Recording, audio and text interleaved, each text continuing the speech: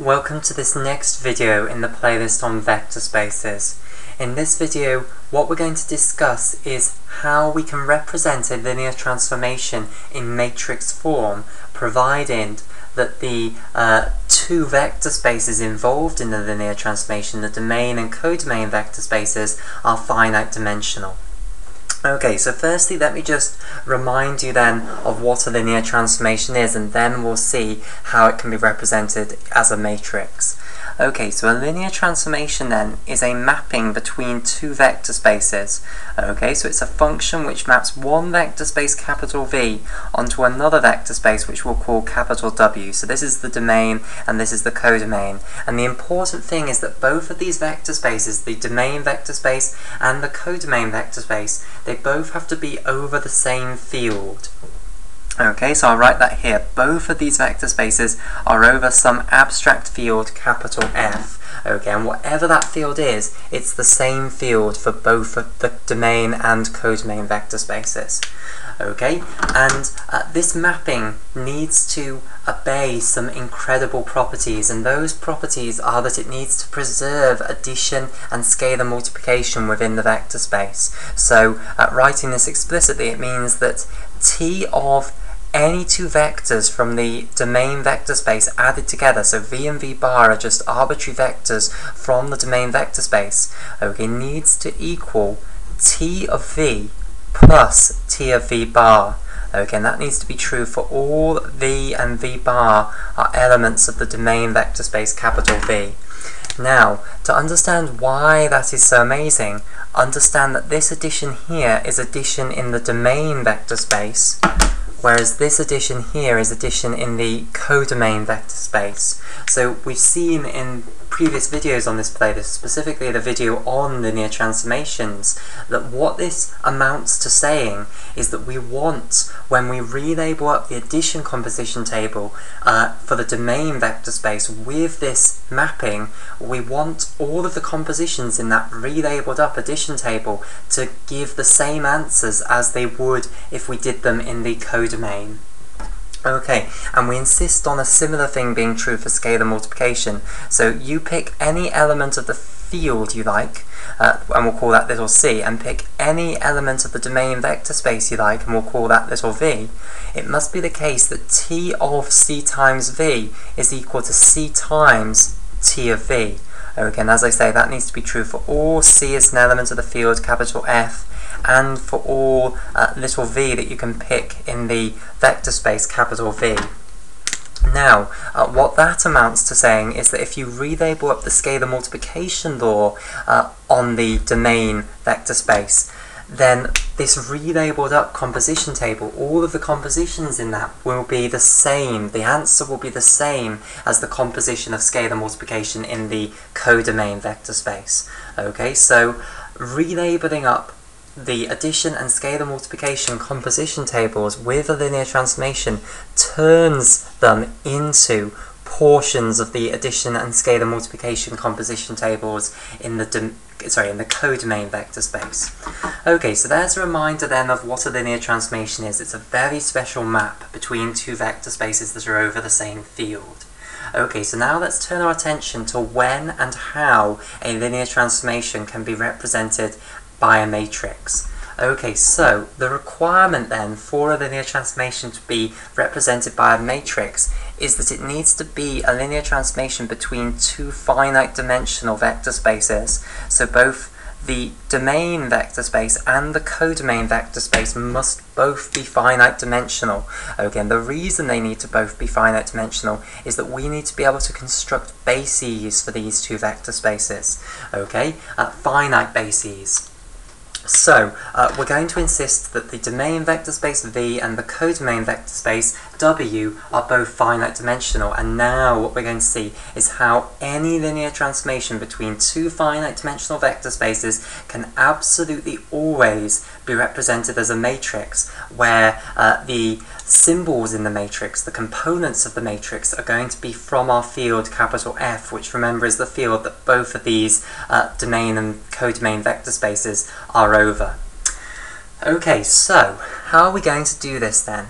So both of these vector spaces, the domain and codomain vector spaces, being finite dimensional means that we can now produce bases of both of these vector spaces. So let's say for the vector space capital V, we produce a basis which I'll call capital B here, and I'll write this explicitly out. So capital V is going to be an ordered set of vectors V1, V2, all the way up to some finite value Vn. So it's a finite ordered set of vectors V1, V2, all the way up to Vn, where little n here is the dimension of the domain vector space capital V there.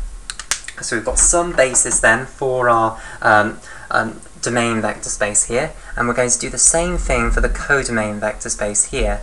So I'm going to find a basis which we'll call capital C, which will be a basis for the codomain vector space capital W here, and this again will be a finite ordered set of vectors, and we'll call them W1, W2, all the way up to Wm.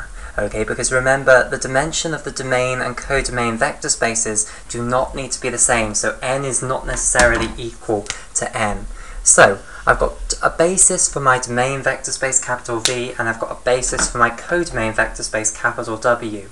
Okay, now what you can then do is represent the linear transformation T as a matrix, which is going to be able to transform coordinates of vectors in the domain vector space with respect to this first basis into the coordinate vector of the vector in the codomain with respect to this basis. So our matrix that's going to represent this linear transformation is completely and utterly dependent on which bases you choose to use. Okay, you cannot represent this linear transformation as a matrix without picking some bases to work with. So you have to start by picking a basis for the domain vector space and a basis for the codomain vector space, and I've done this here.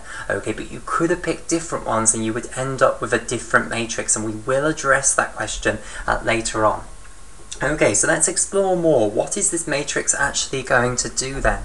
Okay, well, once we have a basis of the domain and codomain vector spaces, we know that we can then write any vector that's in the domain vector space as a linear combination of the basis vectors for that domain vector space, and likewise for the codomain vector space. So if I have any vector, little v, in my domain vector space here, I can write it as C1 V1 plus C2 V2 plus all the way up to Cn Vn, so a linear combination of my basis vectors here. And these scalar coefficients that you have to put in front of the basis vectors to get the correct linear combination that gives you this vector, these are called the coordinates of this vector v with respect to the basis b. So these are the coordinates with respect to the basis b. Okay, so the instant you have a basis, you can associate with all of the vectors in the domain vector space a coordinate vector with respect to the basis b. Okay, and the coordinate vector, just to make this utterly explicit, we'll call the coordinate vector of this vector here capital X here, and this will be the column containing all of these scalar coefficients. So you'll have C1, C2, and then it will go all the way down to Cn here. So this is the coordinate vector associated with this vector little v in our domain vector space with respect to the basis. And I want to stress that if you chose a different basis, you'd end up with different coordinate vectors being associated to each vector in the vector space. Okay, and likewise we can do the same thing in the codomain. We can write all of the vectors in the codomain as their coordinate vectors with respect to this basis. So all vectors in the codomain, so all little w in the codomain, can be written as a linear combination of these basis vectors here, and I'll do this with d's. So we'll have d1 times w1 plus d2 times w2 plus all the way up to dm times wm here. Okay, again where all of these scalar coefficients are from our field capital F, and then the coordinate vector, which I'll call capital Y, which will be associated with this vector little w here in the codomain vector space, will be the column containing all of these scalar coefficients, d1, d2, all the way down to dn. Okay, so Once you've chosen bases then of the domain and codomain vector spaces, you can associate with all of the vectors in these vector spaces coordinate vectors with respect to those bases. Okay, so this is now the big question. If I have a vector in my domain vector space and I know the coordinate vector with respect to this basis that it is associated with, can I multiply this by some matrix? Is there some matrix that I can multiply this by to turn it into the coordinate vector of the vector in the codomain vector space which it's mapped onto by this linear transformation?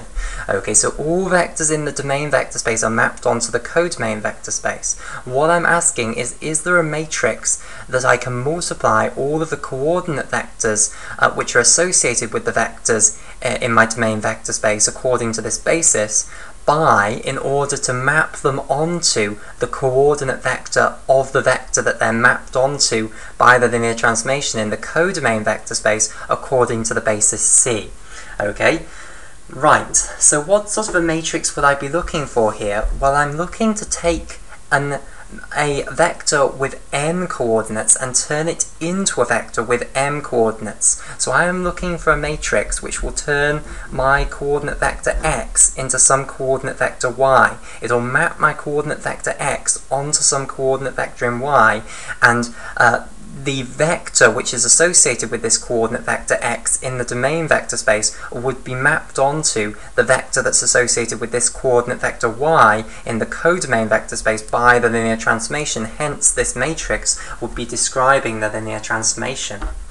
Okay, so what sort of a matrix am I going to have here?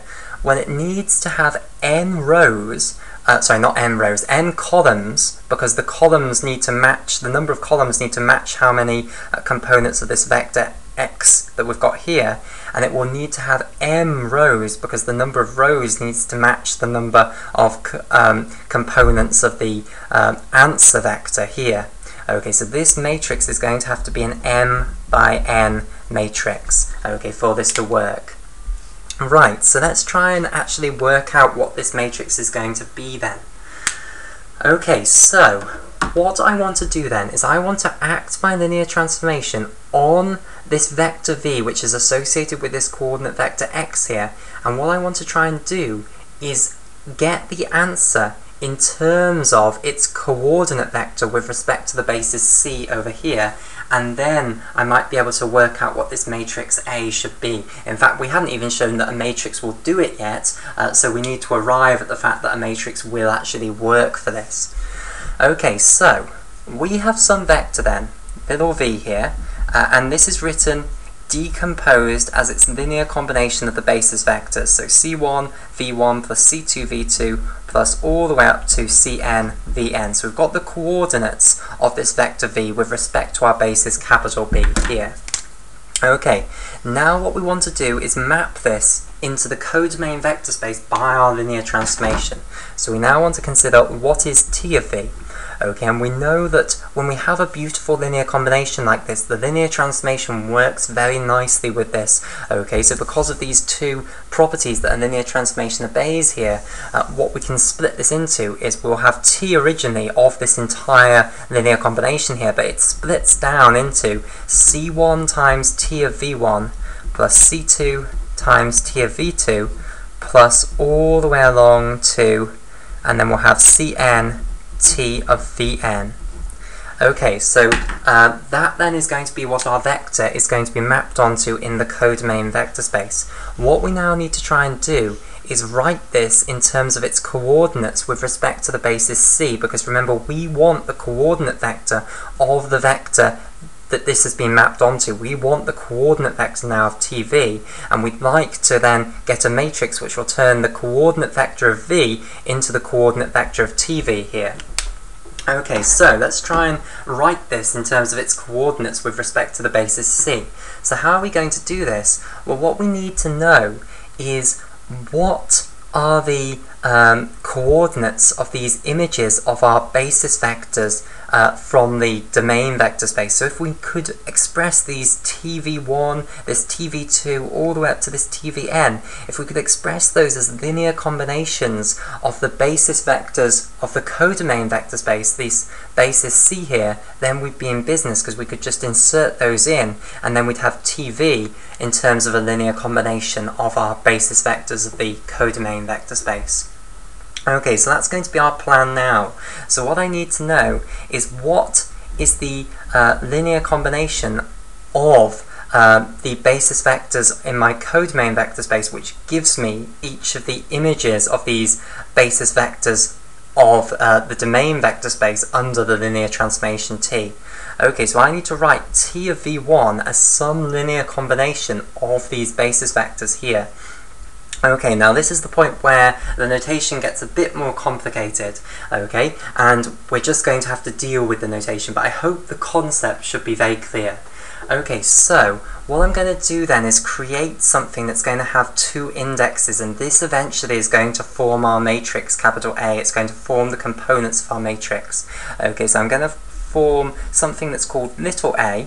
Okay, it's going to have two indexes, and the first index is going to denote which basis vector of the codomain vector space it is a coefficient in front of, and the second index is going to tell us which basis vector of the domain vector space we're actually studying at the moment. So this is going to be A11 times W1 plus A, and then we're going to raise the first index, but we'll keep the second index as 1 because this is TV1 that we're looking at.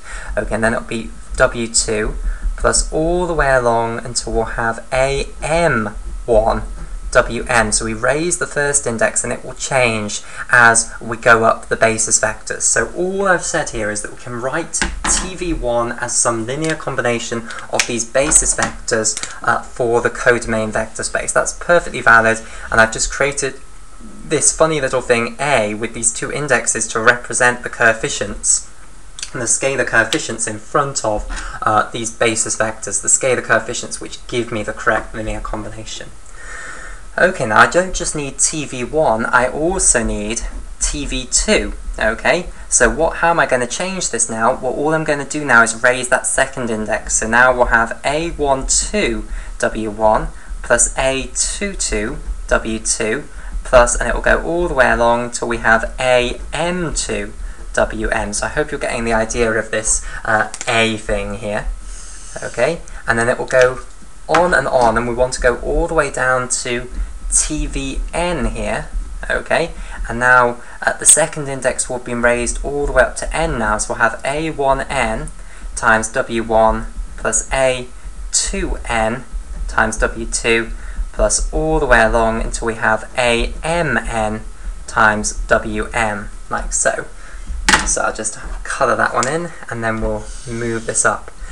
Now, what I want to do now is introduce you to a more grown-up notation. So this is kind of getting tedious, having to write all of this out. Okay, what's nice about this is it makes it absolutely clear what we are doing here.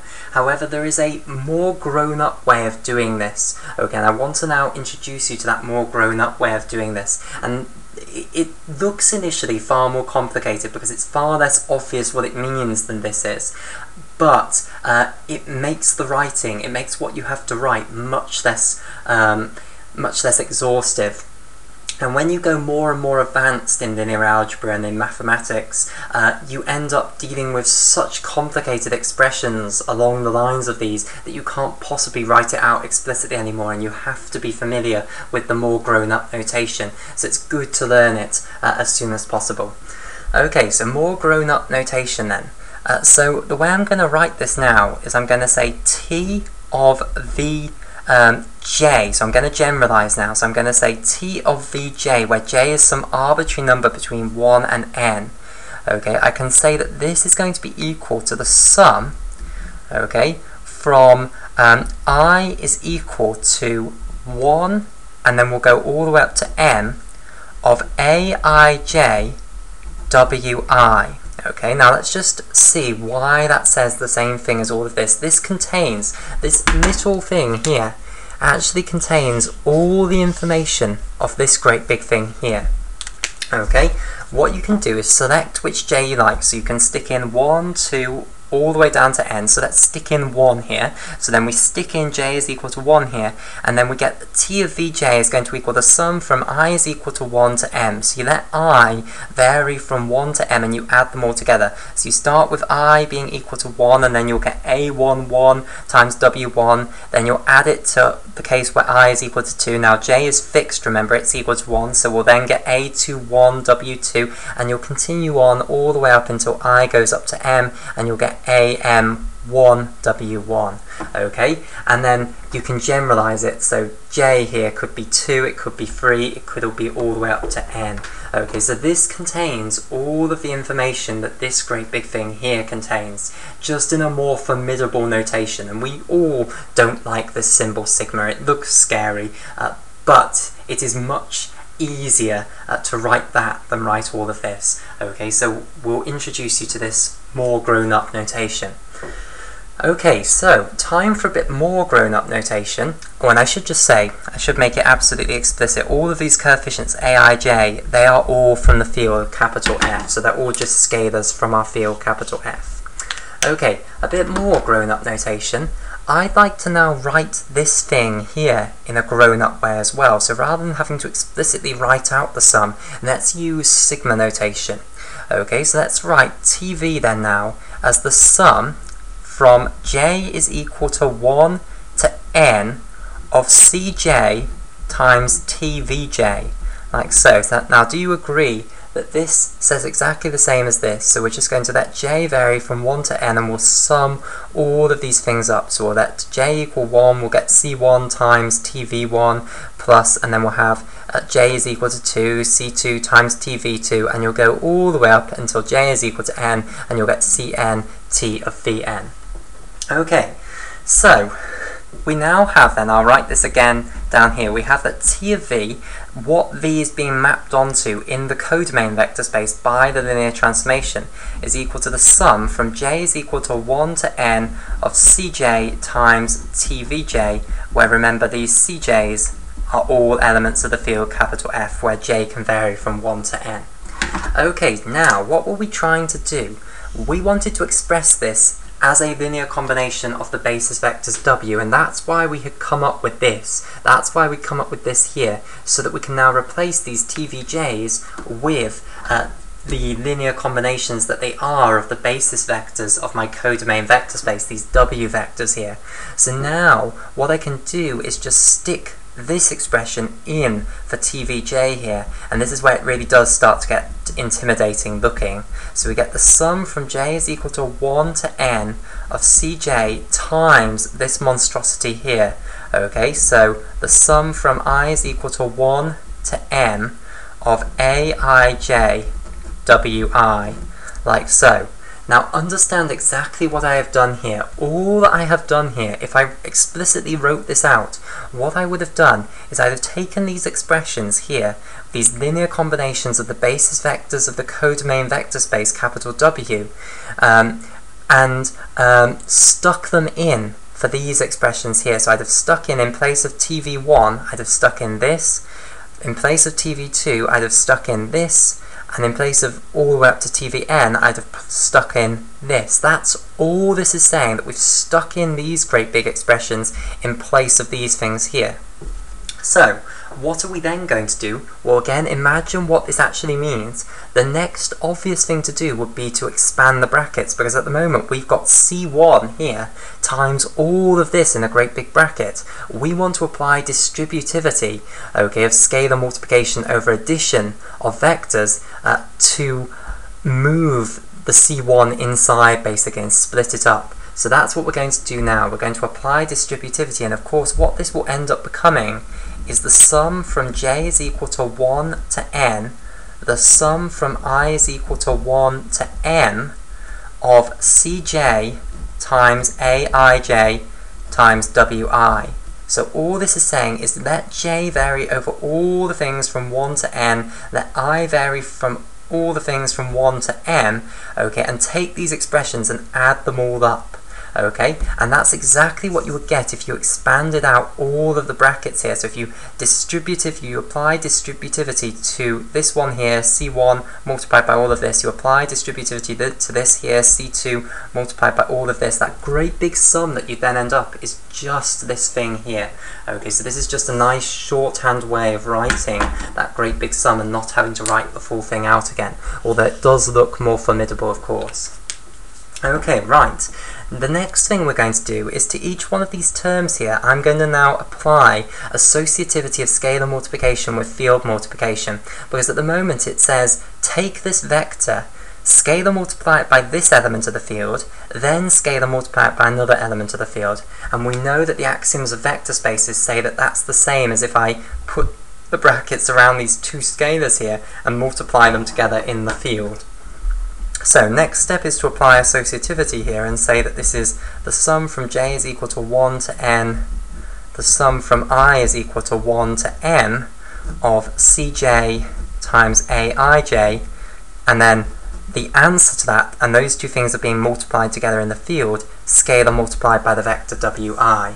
Okay, so where are we going to go next? Well, remember what we are trying to do. We are trying to write this as a linear combination of the basis vectors wi. At the moment, the basis vectors wi are appearing loads and loads of different times, okay, because, for instance, I is equal to 1 here, w1, there'll be all the different j's from 1 to n, and you'll have all of those different terms appearing in this great big sum. So what I now want to do effectively is bring all of the wi's together, factor out the wi's. And I can do that because, remember, addition obeys associativity and commutativity, so it really does not matter what order you add all of these things together.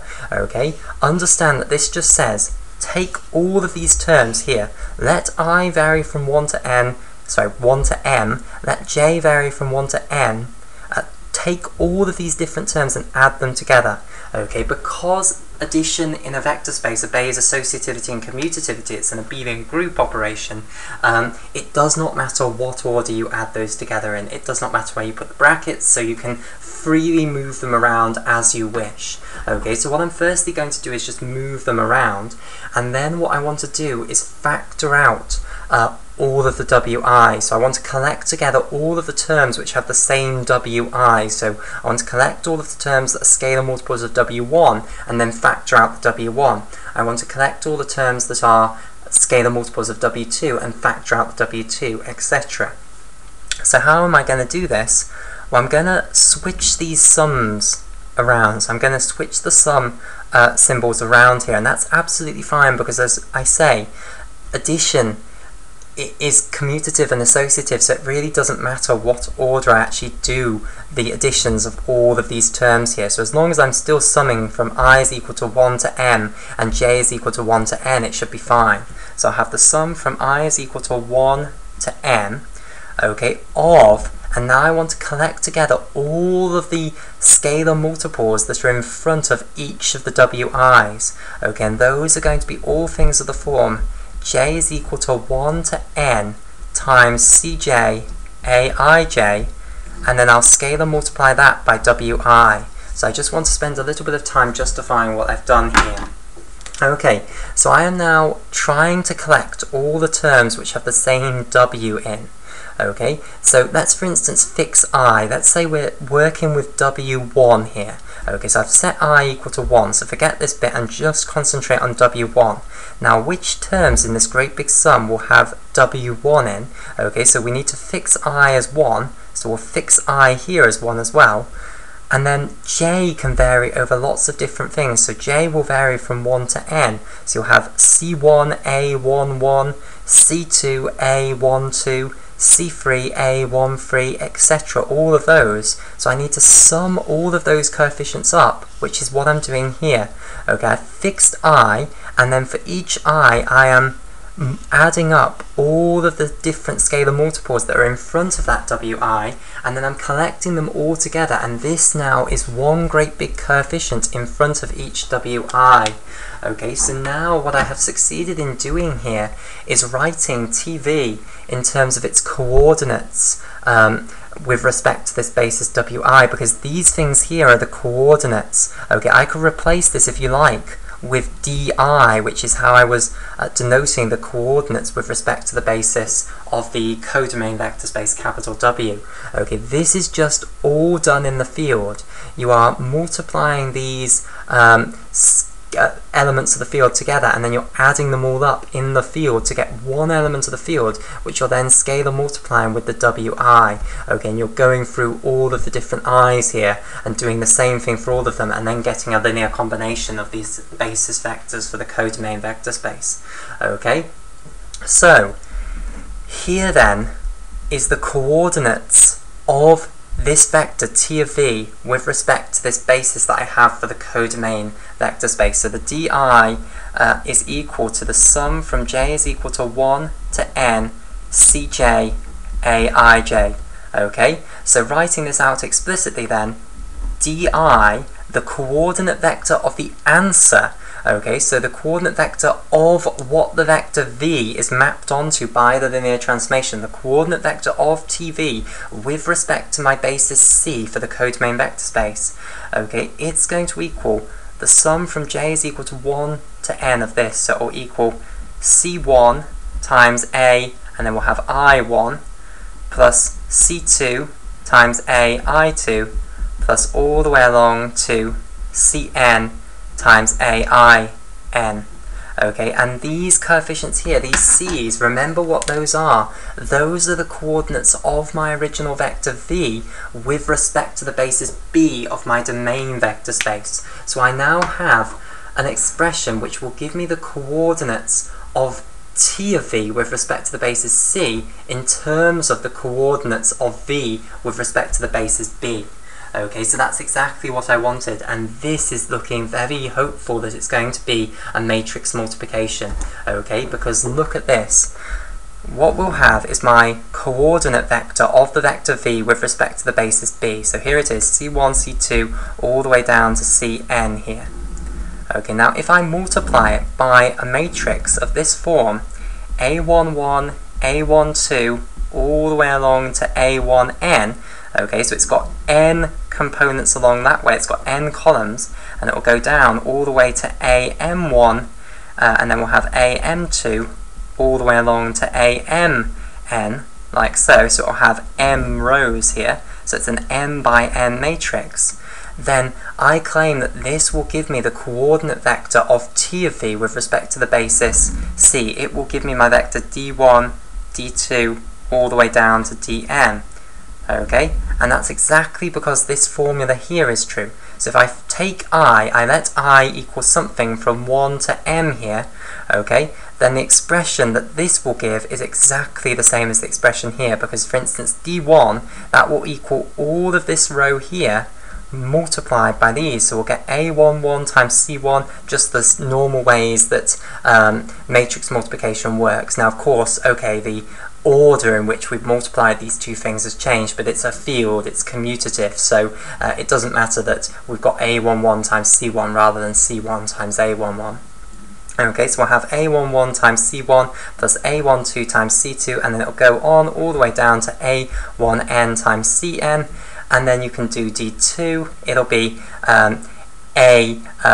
this next one here, 21 times c1, a22 times c2, all the way along to a2n times cn. Again, that's exactly right for this, because you just stick in d2 and then you put 2 in all of these positions. Okay, so this matrix then is successfully taking the coordinate vector of a vector in my domain vector space, multiplying it and spitting you out the coordinate vector of the vector that this vector would have been mapped onto by the linear transformation. Okay, so it is taking a coordinate vector of a vector in the domain vector space and spitting out the coordinate vector of the vector in the codomain vector space, which the vector associated with this coordinate vector in the domain vector space would have been mapped onto by the linear transformation. So it is capturing the linear transformation here. Okay, now I should say right now that this matrix that I've got here that is capturing this it is completely and utterly dependent on the two bases that we chose.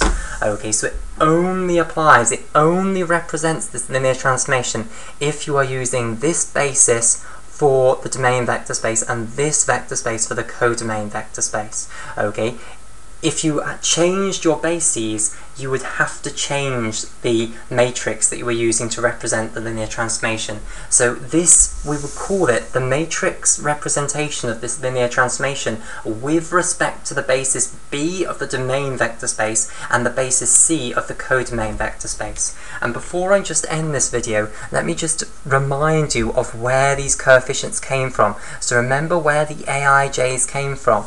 They were the coefficients in the linear combinations of the basis vectors of the codomain vector space, which gave the image of the basis vectors of the domain vector space under the linear transformation T. Okay, so for instance, A11, A21, all the way down to AM1, that is all of the components of this first column here. Okay, so all of the components of that first column, those are the scalars that you need in front of the basis vectors of the codomain vector space to give the correct linear combination for the image of the basis vector v1 under the linear transformation T.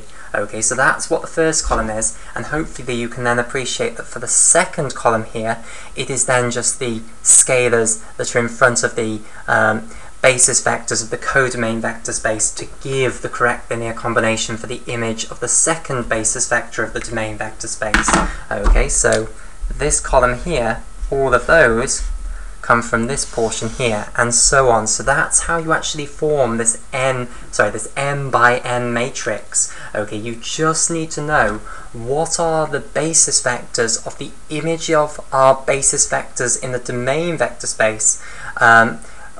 What are these basis vectors in our domain vector space being mapped onto? What are their coordinates with respect to the basis of the codomain vector space? That's all you need to know in order to actually produce this matrix representation of your linear transformation with respect to the basis B of your domain vector space and the basis C of your codomain vector space. Okay, right, so we'll call it there for this video, and in the next video what we'll address is if I want to change basis. Okay, so if I want to change the basis that I am using to describe the vectors of the domain and codomain vector spaces, how would I have to change this matrix that is representing the linear transformation?